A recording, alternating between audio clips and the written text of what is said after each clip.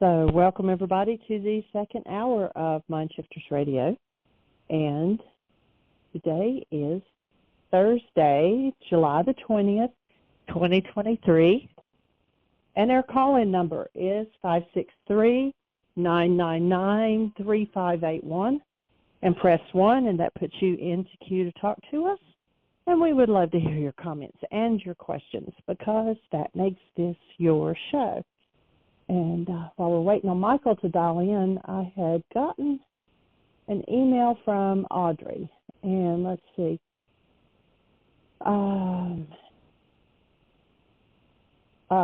She wants to know if there's any way that you can go to just one portion of the show. And yet you can't necessarily you can download it to your computer.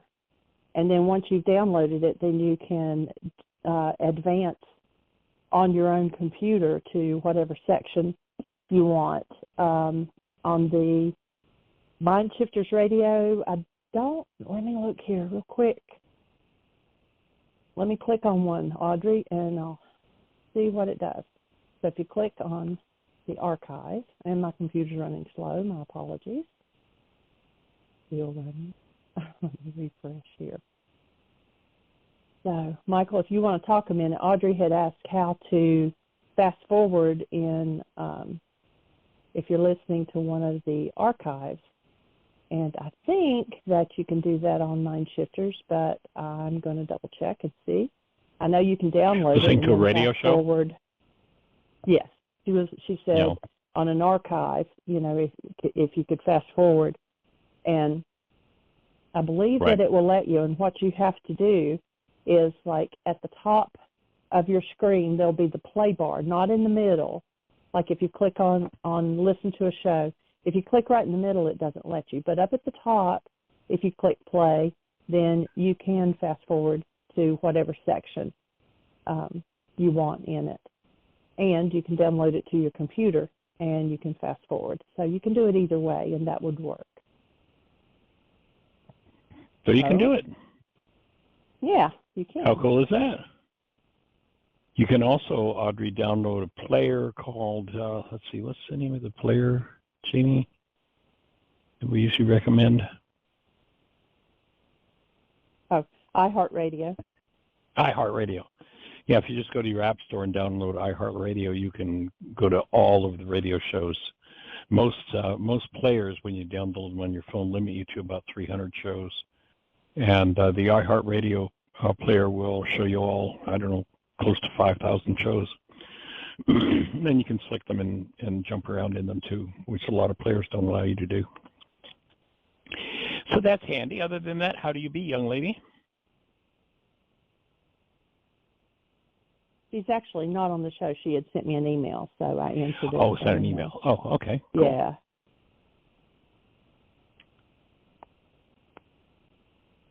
Awesome. Well, welcome, everybody. And if you have the space, join us this afternoon, 3:30 Eastern Time. That'll be 8:30 in London, England.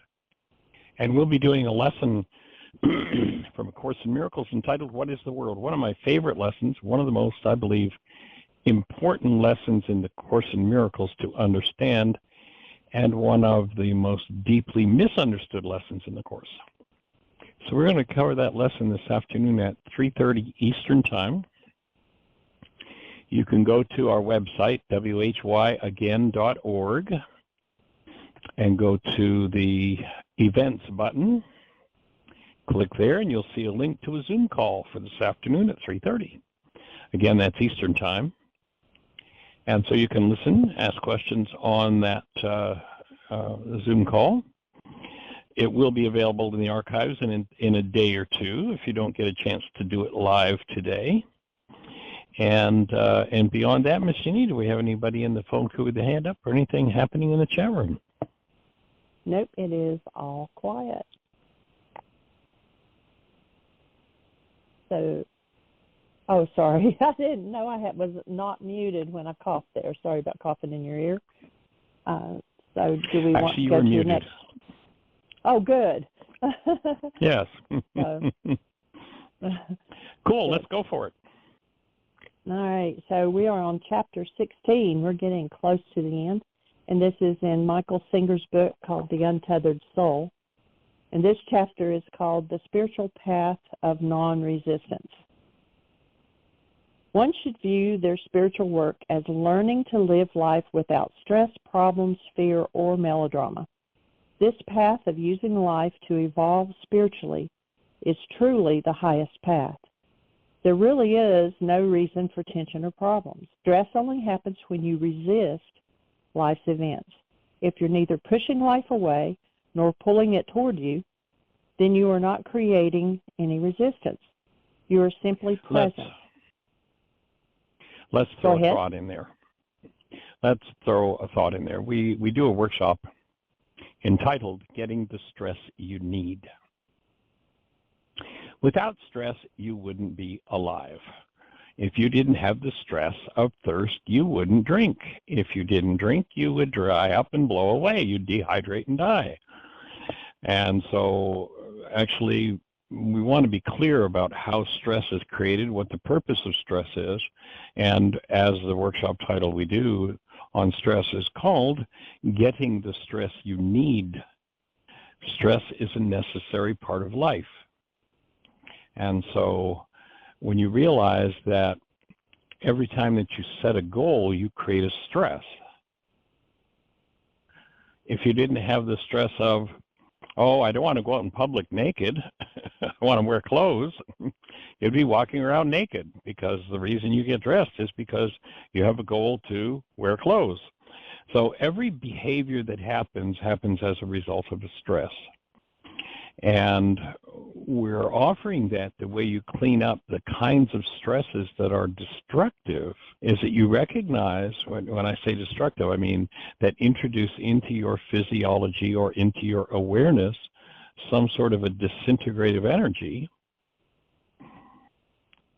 The reason those energetic patterns are introduced into your awareness is because they're inside of you and they're activated or resonated by the goal that you hold. The core of forgiveness, it's such a,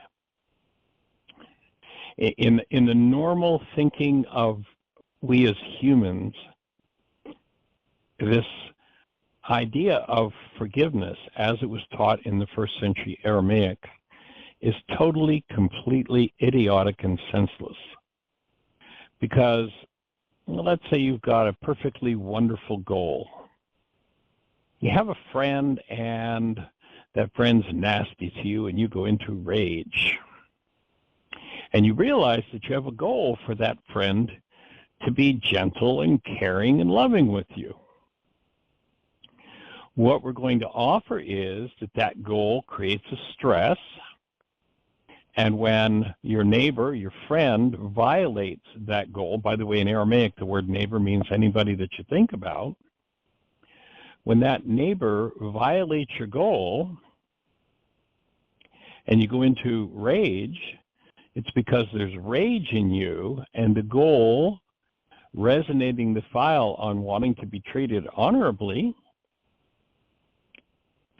tells us that in that file, so to speak, in the mind, there's rage.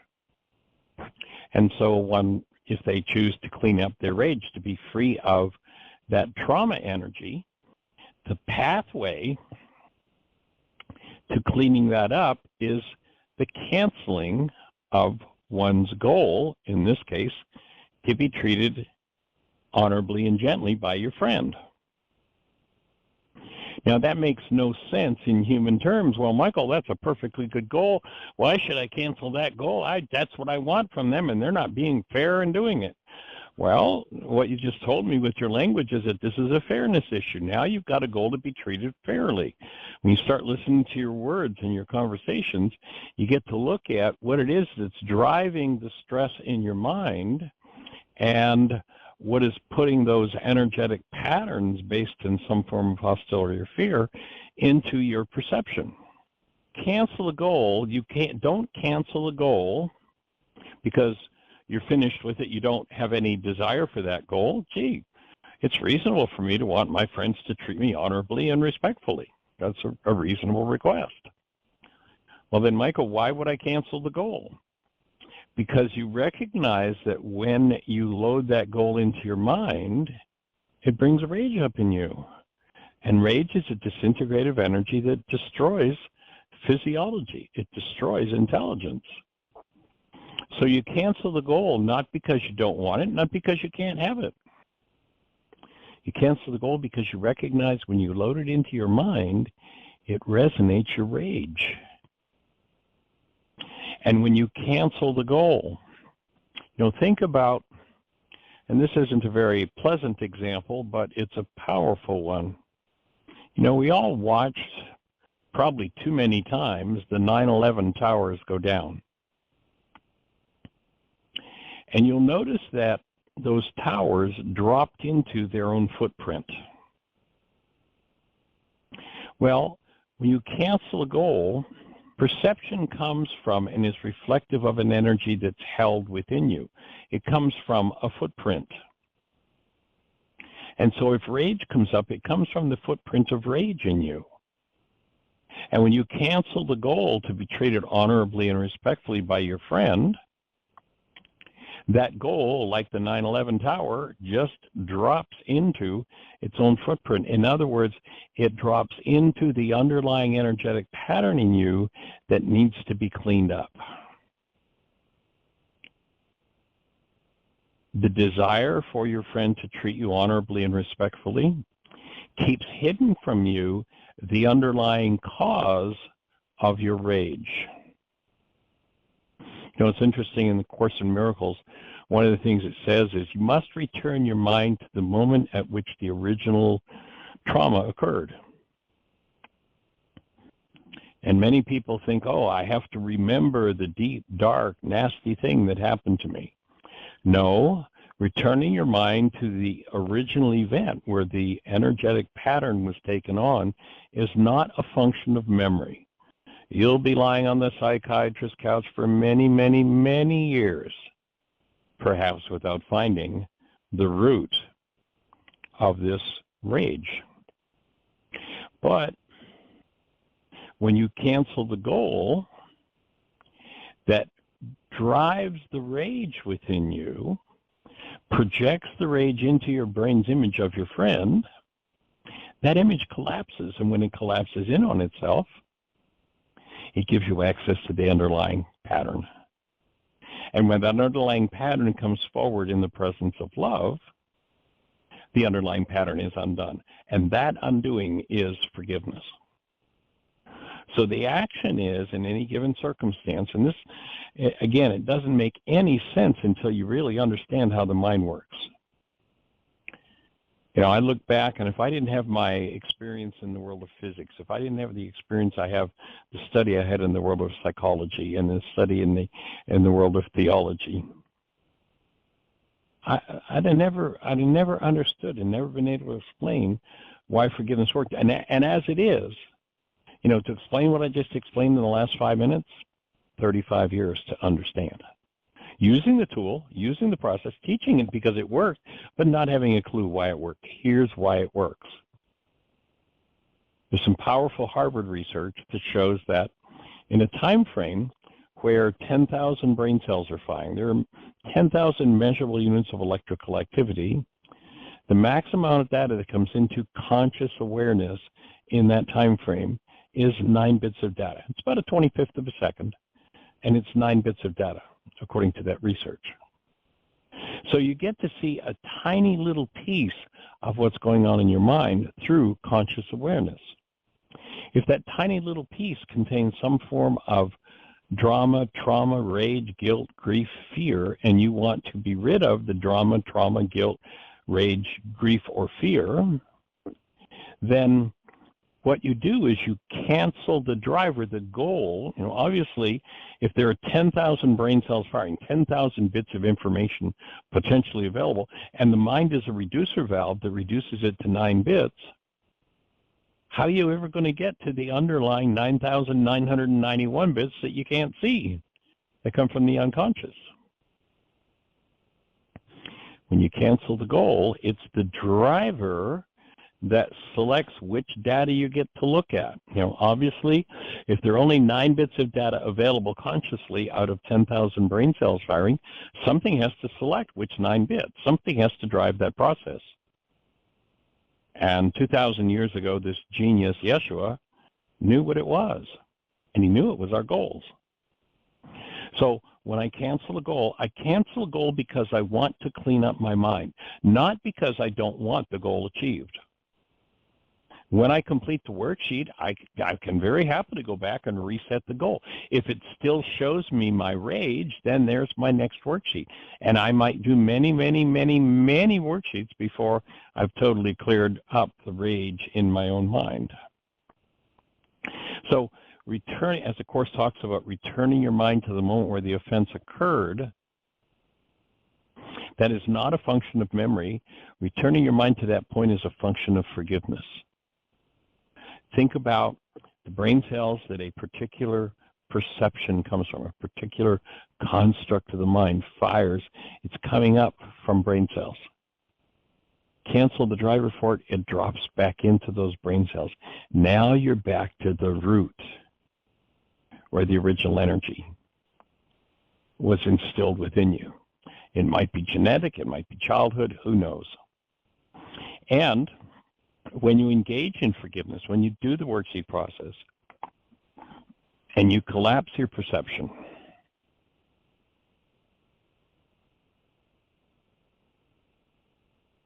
the memory of that event may be a cognitive recollection.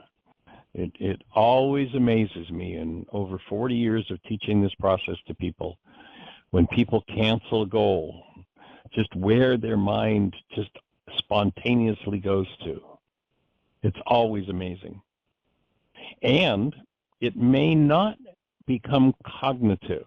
If it's not something you're ready to deal with, something you're ready to handle, it may not be cognitive yet.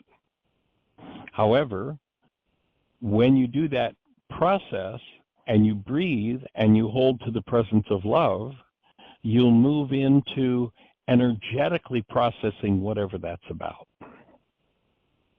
And that's the functioning purpose of and result of forgiveness. Now, and be clear that when I'm talking about forgiveness, especially if you're new to the show, I'm not talking about the Greek act of letting other people off the hook because there's something untoward happening in you. If Yeshua sat in most circles where they talk about his work today, he would say that's all Greek to me. The Aramaic context, the Aramaic power of it has been lost, the Aramaic understanding of it. And having spent 35 years, and I'm talking about working with these tools full time, sometimes, 12, 14, 16 hours a day, many days in a week. In the summer when we do an intensive, I've done a 60-day intensive where, except for the occasional day off, for 60 days straight, I might spend 12, 14 hours in front of a classroom teaching. So that's the kind of intensity that's gone into working with these tools. And finally, it's about, 10 or so years ago now, I finally went, oh, that's why you canceled the goal. I got it, finally. Because when you look at it with the normal mind of the human being, or really the non-human, it makes no sense at all. Now, if that arouses any questions for anybody, if there's something about that doesn't make sense, it's really it's the deepest, most important core of this work. So if there's something about what I've said that you need some blanks filled in, or it's like, Michael, I'm not quite getting that. What about, whatever your question is, push one. Let's ask the questions. Let's get into the deepest level of this we can, if there are any questions. And if not, I'll just turn it back over to Miss Jeanie to continue with the reading. Sweetie? All right. So you're simply present. In this state, you are just witnessing and experiencing the events of life taking place. If you choose to live this way, you will see that life can be lived in a state of peace. What an amazing process life is, this flow of atoms through time and space. It's just an eternal sequence of events that take form and then instantly dissolve into the next moment. If you resist this amazing force of life, tension builds within you and gets into your body, mind, and spiritual heart. It is not difficult to see the tendency towards stress and resistance in daily life. But if we want to understand this tendency, we must first examine why we are so resistant to just letting life be life. Is it inside of us that even has the ability to resist the reality of life? If you look carefully inside yourself, you will see that it's you, the self, capital S, the indwelling being that has this power. It is called willpower. You want to add something to that on willpower versus will? Yes. Yes, that's a good point to understand. The ego part of us, the part of us that has bought into thought disorders about ourselves and experience ourselves as something other than what we are, and every one of us, the true essence of every human being is love. If you're not experiencing yourself as that, you're experiencing yourself as out of something that edges love out of your life. It's been called EGO, God being love, edging God out, pushing the fact that you are, in essence, a creature made of love. Now, that false self that's been called the ego has a cheap copy of everything, absolutely everything that exists in the actuality of life, the actual creation. Most everybody stands around and watches an event happen in actuality, or pardon me, to be correct, thinks they're watching the event happening in actuality, when in fact they're watching the event replicated by their mind. They're not experiencing the event at all. And that's why the why is this happening to me again experience changes when you do forgiveness, because when you change the content of your mind, you change the output of your mind. Most people think when they first pick up my book, why is this happening to me again? Their thought is really more like, why are they doing this to me again? And they want to change what other people are doing to them. They have no realization that what they're experiencing is the output of their own minds doing the same thing to them over and over and over again. We have this amazing capacity to take the digital information within us and turn it into a world of pictures. And if I direct my mind, the basic attribute of the mind is that it is an evidential device. And the only evidence that it can ever give you is evidence of your own BS. That's belief system, of course. I know everybody who heard that went belief system when I said BS, right? Notice that every mind has a different reality because every mind comes to every event with different content. And if we're experiencing it through our minds, and we don't ever go inside of ourselves and explore and clean up what's there, then we get to do the why. And the true thing is, why am I doing this to myself again? The why is this happening to me again experience is happening inside of us, done by our minds. And when you start to transmute trauma-based information inside of your mind, then your mind starts to show you a whole different reality. You get to live in a different world. Everything changes. And so what we're working to do with these tools is to offer people the tool with which to access, process out the realities that are based in pain. So there's this false self, that's the self. If you go back and read Yeshua's teachings, he says, in order for you, being, to live, you, false self, ego, have to die. That the false self has to be collapsed and removed in order to make space for the truth of who we are to come forward into our experience. So that false self has a cheap copy of everything that's real in the spiritual dimension. One of the attributes of our being is the attribute of will, or faculty of will. And will is the tool with which you manage your mind, and you tell your mind what it's supposed to be doing. The mind is managed, let's tie this in with forgiveness, through goals. You cannot directly manage your mind. You know, like the person who says, oh yeah, I've quit smoking 500 times. I told my mind I wanted to quit smoking, and I did for 12 hours. The mind is directed, controlled, managed through indirection. You can't just tell it what to do. You have to give it a goal that asks it to produce a result, and then it will draw on its resources and produce a construct, a reality, that will guide you in behavior to doing what its information says will best and most easily produce that result. That's the faculty of will. There's a cheap copy of that, and the cheap copy is willpower.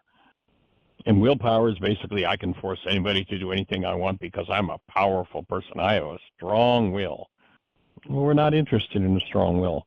We are interested in the faculty of will as a spiritual faculty, and people understanding what the capabilities of our will, that's something we get into in our workshop, getting the stress you need. We address the faculty of will, and there's a worksheet for that. It's called the Mind Goal Management Sheet. And when I say the mind is managed through indirection, let's say it's cold in my room, and so I shout over to the furnace, "Furnace, turn on and warm the room up." Does the furnace turn on and warm the room up? No, not in a million years. Well, actually, we are just about to the point, or in some cases, we've got voice control of things like that, but assuming we don't have a voice controller, and even then, if I said to the voice controller, I'm doing it through indirection. I'm going to the voice controller, and the voice controller indirectly turns the furnace on. Otherwise, I have to get up and flip the thermostat. So the mind is managed through indirection. And the way it's managed is by managing one's goals. If you don't manage your goals, if you didn't know that and you don't know how to manage your goals, then you're not managing your mind. Your mind is managing you. That's why oftentimes you'll say to someone, well, why did you do that? And they'll scratch their heads and go, I don't know. I just felt like it, I guess. It was just in my mind to do it. Yeah, your mind's managing you. Choice is another one of those spiritual faculties. And with choice, you can originate new data and new information to give to your mind to direct it to do an activity. The cheap copy of choice is reason.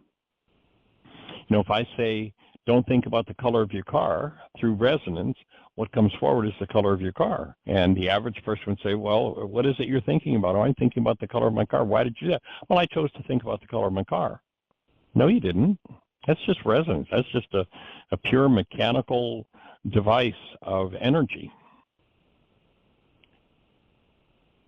Reason is the spiritual faculty with which we bring something new to the mind, and we put that into the mind and tell the mind to go to work with it.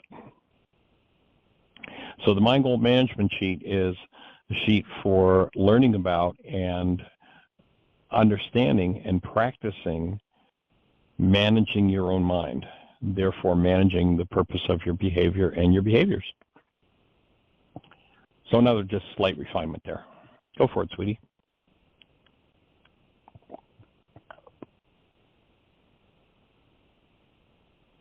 Okay, and I've also in the notes for today put in the link for the Course in Miracles class today, and also 5 Smooth Stones, which explains the faculties of the mind, of will and difference in willpower, and then also the link to the Mind Goal Management Sheet. So all that will be in the notes for today.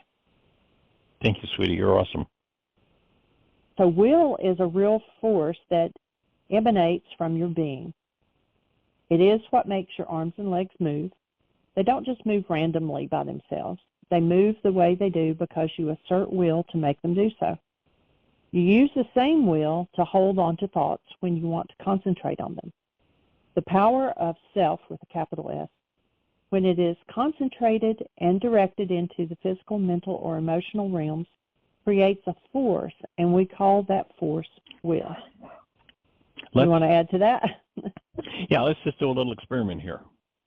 So what I'm going to invite you to do right now is just using will, as the world thinks of will, is produce a result. I want you to do an action. Any action you choose, do an action using only will. And notice you can't do it. It's not possible to have a goal first. Without the goal, I mean, if you just said will, what happens? Nothing. Oh, I'd like a cup of tea. Will.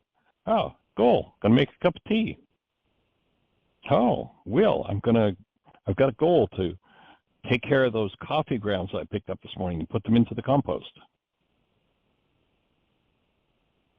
I'm going to have to give my mind, and it's my goal, or pardon me, my spiritual faculty of will, that frames the goal and selects it for immediate attention so that I can go and take care of the coffee grounds and put them in the compost. There's always a goal attached. There has to be. That's the way the mind is controlled.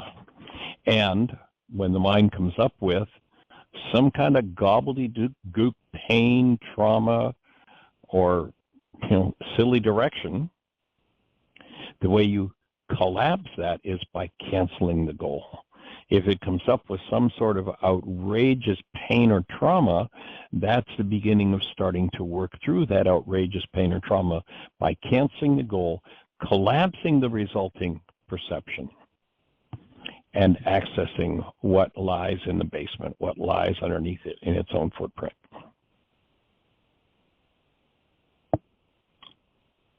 Go for it. Okay. That is what you use when you try to make things happen or not happen. You are not helpless in there. You have the power to affect things.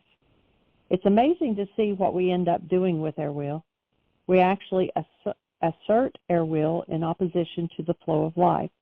If something happens that we don't like, we resist it. But since what we're resisting has already taken place, what good is it to resist? If your best friend moves away, it's understandable that you don't like it. But your inner resistance to that event for years to come does not change the fact that they did, indeed, move away.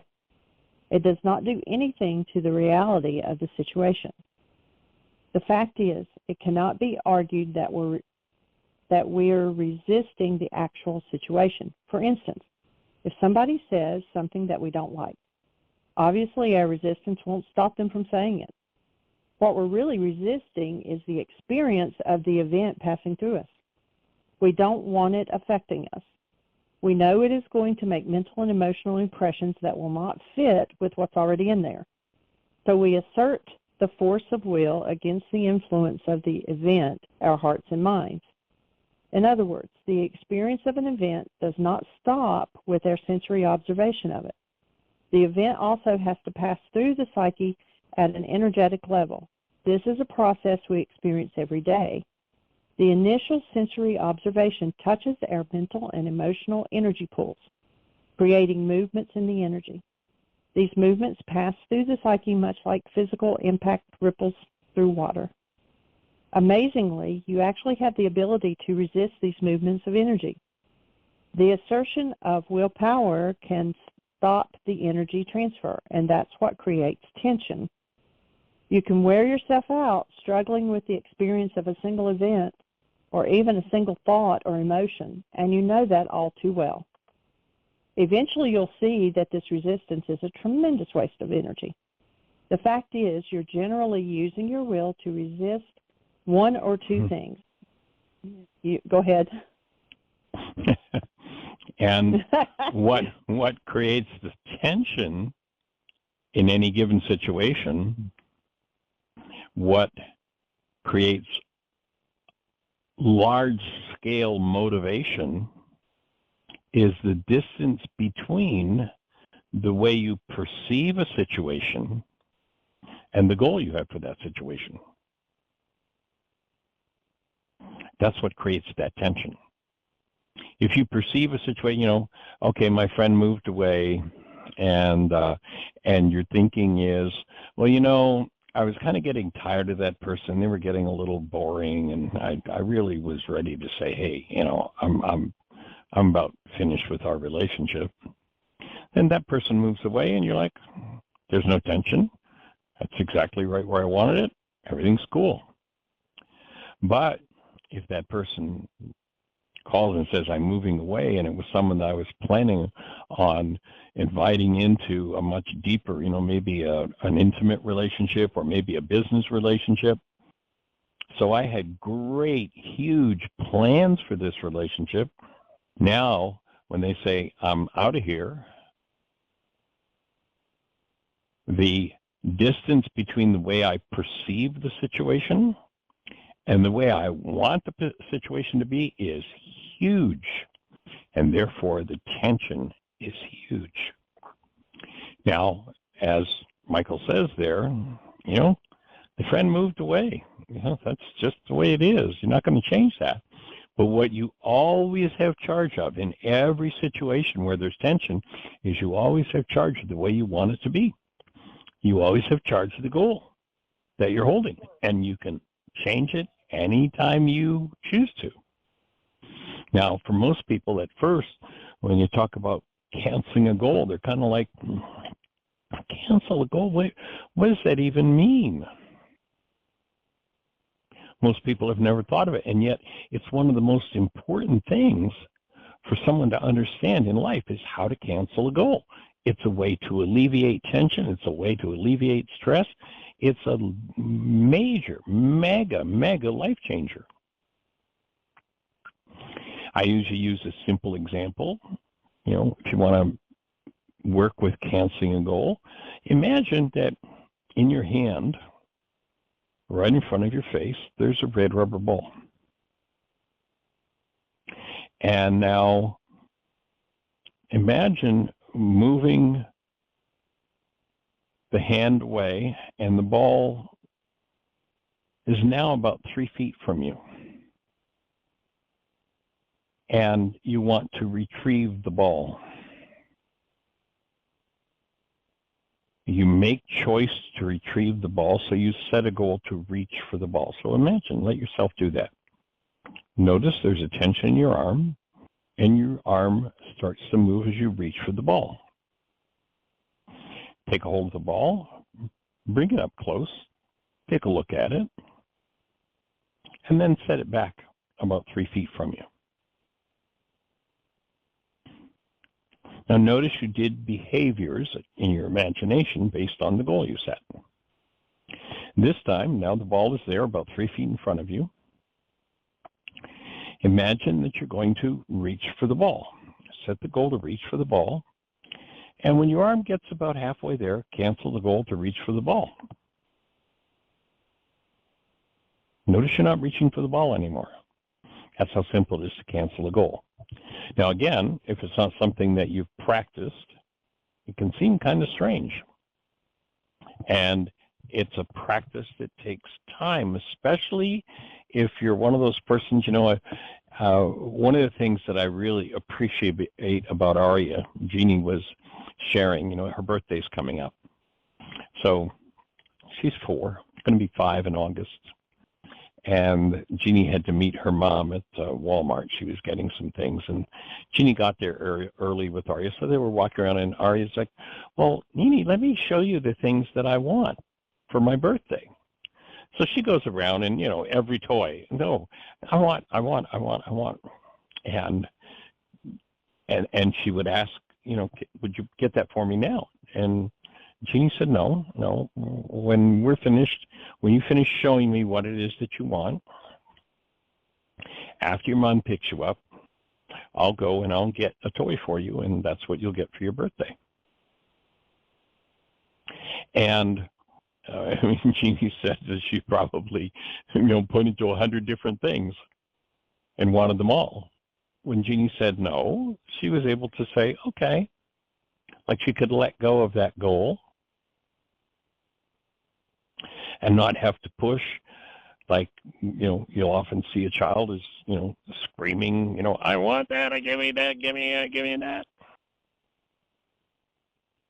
And Aria has been taught how to set goals, how to manage her mind, and how to cancel goals. And so it's one of the things that makes life with her so gentle and so easy is she knows how to let go of something. She knows how to cancel a goal. Not saying that's always been the way it has been. There have been times like any other child where, I'm going for this, whether you like it or not. Time we've taught her the value of and the ability of canceling the goal. A lot of adults are still functioning like 3-year-olds. And this skill of being able to cancel a goal is an extremely important aspect of developing the spiritual faculty of will, which is one of the reasons why we suggest that everyone engage in that practice. Any thoughts for you on that topic, Jeanie? No, but we have a hand up, so maybe Terry has a comment. 828, awesome. You're on the air. Hey there, good sir. Hey, how you doing? We're rocking. How about you? I'm good. Thank you, Jeanie, for the beautiful readings you're doing. That's just kind of flows right out, and it's very pleasant. So I appreciate that a lot. Thank you. Mm-hmm. And I've been working on my mind shifter, and I thought, well, this would be a great time. I'm going to listen to the radio, keep working on that mind shifter because it's a big one. And this is good stuff. And one of the questions that came up is like, okay, it just seems too simple. Every time I cancel a goal, almost every time, my mind will say, well, this doesn't work. That's stupid. You're just canceling a goal. You can't cancel a goal just by saying you're going to cancel a goal or by checking a little box. But yet it works. So I continue to work with it and build that strength. And then that's the main thing I was chiming in on is about the simplicity of the instructions to just cancel goal. You mean I can just cancel a goal? What do you mean I can just cancel a goal? And that whole dialogue will start, and with more practice, it gets less and less. And so as you expanded on your definitions and explanations of the faculties and will, and how this, as a studying, well, how does that work with my mind shifter? And it's like, okay, so my mind shifter is pulling up all these other little thoughts and words and all that are in some form their goals, maybe. And I just want to get your feedback on that. So, okay, I've got goals that tell, oh, okay, I've got this mind shifter I wrote, and it comes up, no way, this don't work. Well, that's a little goal I just said, oh, no way, this won't work. And so as you were explaining a little bit more about the will, well, I was like, well, let me do a little exercise. This is before you did the ball thing. And I said, okay, I'm going to lay my pen down. Now I'm going to pick it up. wait a minute, cancel that goal. I'm not going to pick it up. Well, I didn't have to say anything. I just stopped, picking up. I didn't pick my pen up. I didn't follow through. I think that was helpful. Yeah, it was helpful too to show my mind that it's just that easy, Bucko. I was reaching for a pen. I stopped. Oh, wait a minute. How'd that happen? I want to make this more complicated. Say that again. I say the mind plays the game of, I want to make this more complicated. Constantly. It constantly got the little chitter-chatter going on. So with the exercises and the continued perseverance is what helps me to, what was it I used to say? It's like, okay, I remember when it was like, I hadn't thought about this in a long time, but it was like worksheet number 2,341. I was like, oh man. It's like, positive action 51, negative action 49. I think I crossed the line there. I swear it was 51%, but that was after lots and lots and lots of attempts where, I felt like a little shift where I think I've crossed over to where I got a little bit more on the side that I want to be on, so to speak. So that was a lot I wanted to throw out there. So any feedback you got on all that is appreciated. No, it's perfect. There's a perfect story of how simple it is to cancel a goal, and yet most people, when they first hear of it, are just like very confused. It's like I don't even know what you mean by that. And if there's a problem with this process of forgiveness, because it's too simple.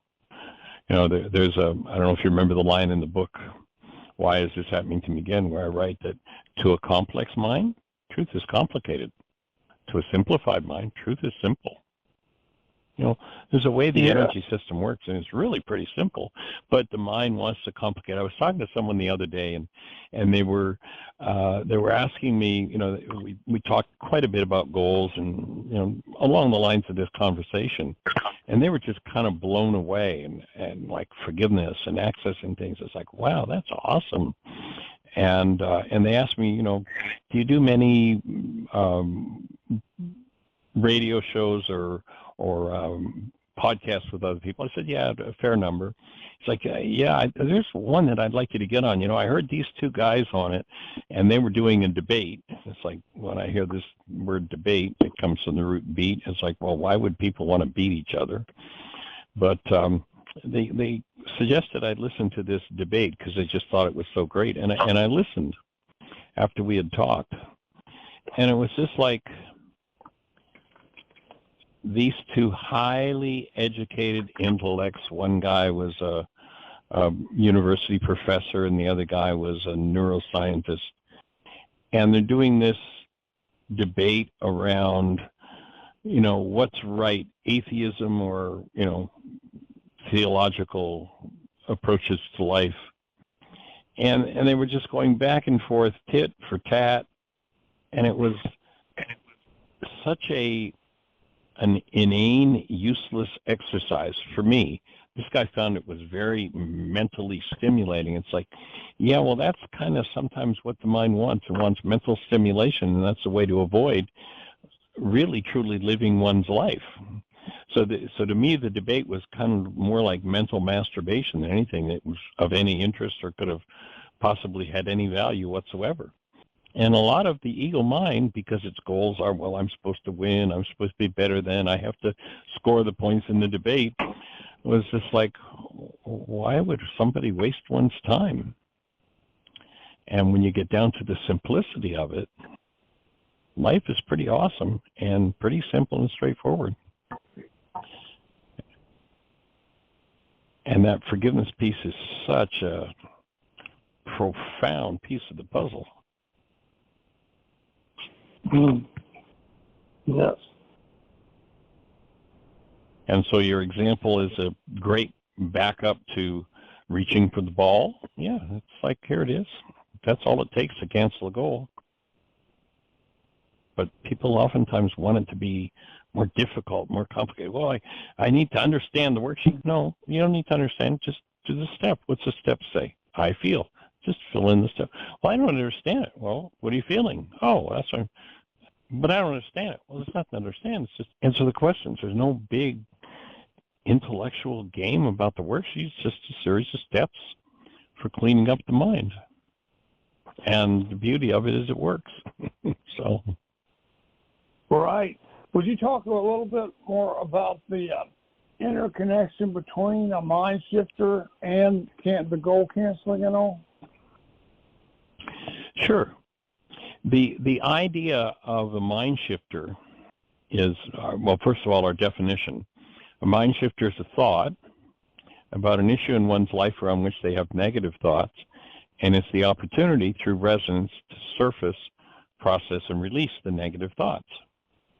So if one lives in an unconscious state, this afternoon we're doing the Hear My Voice book club out of London, England at 3:30. And the woman who runs it is a young lady named Yinka. And early, we've been doing the book club for over a year now, but one of the early sessions, she came to the session and shared with the group that she was doing a mind shifter, or actually it might have been a worksheet. I'm not sure which it was now. But whichever it was, she got in touch with a thought. And the way she spoke about it, she said, I've lived my whole life, and her way of explaining was this thought gone before me everywhere, and I never realized it even that I'd ever even believed this. But what she got in touch with when she was doing that piece of work was that she held a thought that she didn't deserve to be alive. And she realized that, that thought, I don't deserve to be alive, precedes me everywhere. And so the idea of a mind shifter is to surface thoughts like that. So bingo, there it is. It's in front of me. I can become aware of it. People live their lives out of hidden thoughts and never realize what's driving them. So this is a way to bring them to awareness. And then once one does a mind shifter, and for anybody who's listening to the show, when you get a mind shifter, what we invite you to do is take a piece of paper or a notebook, divide the page in two, and on the left-hand side of the page, write the mind shifter, and on the right-hand side of the page, write whatever comes up in response to it, the good, the bad, and the ugly. Every sensation in your body, every thought you have, every emotion that comes up, just write down everything.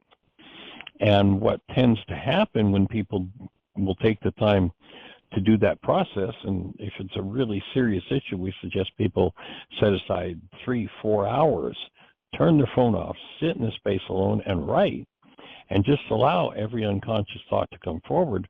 And then once you're complete, and I've seen people do 20, 30 pages where the right-hand side of the page is full, then go back once you've completed it and review what unconscious thought you become aware of. And so, for instance, with Yinka and what she shared in that broadcast, this thought before me is that I don't even deserve to exist. Then when you see there's an unconscious thought like that, that's where you then would do the forgiveness process. That's where you'd use that mind shifter as a tool to come to conscious awareness and clarity about what some of the issues that you have, and then use the different tools, whether it might be the forgiveness process, or it might be the mind goal management sheet, or it might be the codependent sheet, or it might be the commitment, then use the appropriate tools to clean that part of your mind up. So then once you've completed a mind shifter, that's what you do, is you go back and review it to go, oh, yeah, I think I'll do some work on that. Is that where you were heading, Terry, or what you were looking for? Yeah, and so as a thought, all these little things that are coming up in my writing of the mind shifter could possibly be looked at as goals that I have some of them have been selected and some haven't. What do you think that's accurate to kind of way to look at it? It's like I got all those goals, a lot of them are negative and stuff, and they may already have been selected around that issue, and some of them may be waiting to be selected when that opportunity comes up at an unconscious level. Is that a fair assessment? I think that's pretty fair. And many of the things that will come up. I've never looked at it from that perspective. That's a whole new perspective for me on the mind dump. You know, as before I'm just, this is just useless data that's dumping out of my mind, but it's not really useless to my mind, just precious data that it's holding on to for some reason. It runs your life. Yeah. And also, Terry, what you can do is some of them pop up and they actually just look like a thought, like maybe, oh, this is stupid, this won't work. Then you can back into a worksheet. That's what I call it. You can put that down as the thought on the worksheet and then think of a time when you thought of that, whether, you know, it was doing the mind shifter or whether it was, you know, somebody had asked you to build something and you said, this is stupid, this won't work, or, you know, whatever. Whenever you thought of that thought, and then you put that down as the object of attention, and then what feeling came up with that thought in that one particular situation. And so you can kind of do that to back into a worksheet, too, around each thought if it doesn't actually look like a goal. Right on, Jeanie. You got it. So, Terry, what mind shift are you working with?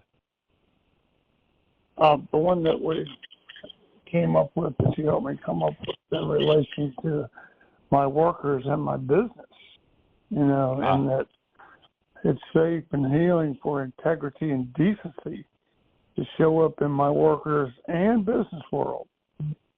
So that's the big tough one, and what I'm realizing is that by not looking at certain aspects in this particular case, the focus on the business world and all, and playing in the business world, slowly my mind has eroded. You know, it's fallen into that cesspit, so to speak, that this stuff is collectively piled up in my unconscious. And then I could tell like it was starting to believe some of the stuff that I just as soon not have run in my life. You know. Sounds like you're recapturing your mind. Yeah, exactly. Taking it back over rather than just leaving it to the wolves of unconscious thoughts. Yeah, to the wolves of unconscious thoughts. Yeah, I like that. Nice. Well, that's awesome. It is.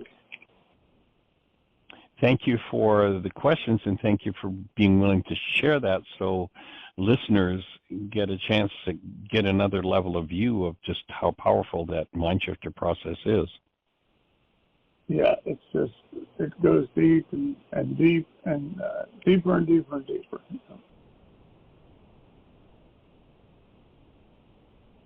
And by the way, if you're in listener land right now, you can go, although Jeanie is probably already putting the link in today's notes, so you can just find it there. But you can go to our website, and there's a mind shifter sheet that you can either look at on your computer or download. And there are 3 different lists of mind shifters, and there are 13 mind shifters in each list. And what we suggest you do is, before you go there, pick 2 numbers. In fact, we've got a couple of minutes left. And do you have another thought for us, Terry? Well, I jumped over to the book. Is the book club today? The book club is today at 3:30. Yes. You know, about an hour and a half from now. I didn't see the one listed. I saw it for next week. I was trying to. This one is Course in Miracles. Course in Miracles. Yeah, the first and third Thursday of the month we do Why Is This Happening to Me Again? No, the second and fourth. Second and fourth. Oh, okay. Right. That's Second, fourth, third, and fifth. We don't. You do Course in Miracles. Right. We don't do the first. How do I connect to that? So if you go to the notes for today, link. if you go to Well, I don't know if Terry's been to any of the other. Okay. I'm on your also in the website. notes for today. Yeah. Oh, So if you go to Okay, whyagain.org, our website, and go to the microphone on the page, click on it, drill down to today's date, and you'll see the notes for today. And in there is a Zoom link for the Hear My Voice Book Club Course in Miracles, and we're going to do the lesson, What is the World today? Powerful lesson. And I was going to say that if somebody wanted to select a mind shifter, but the show's about to cut us off, but maybe tomorrow we can start with that if anybody's interested. Pick two numbers, a number from 1 to 3. First one that comes to your mind, I'm going to invite you to write that down now. First number that comes, 1, 2, or 3. And then a second number from 1 to 13. And then if you call in tomorrow and give us those two numbers, we'll give you your mind shifter. And Terry, the show is just about down to 0 points, so it's going to cut us off. I appreciate your input. And if there's more for us to cover, maybe we can do that tomorrow.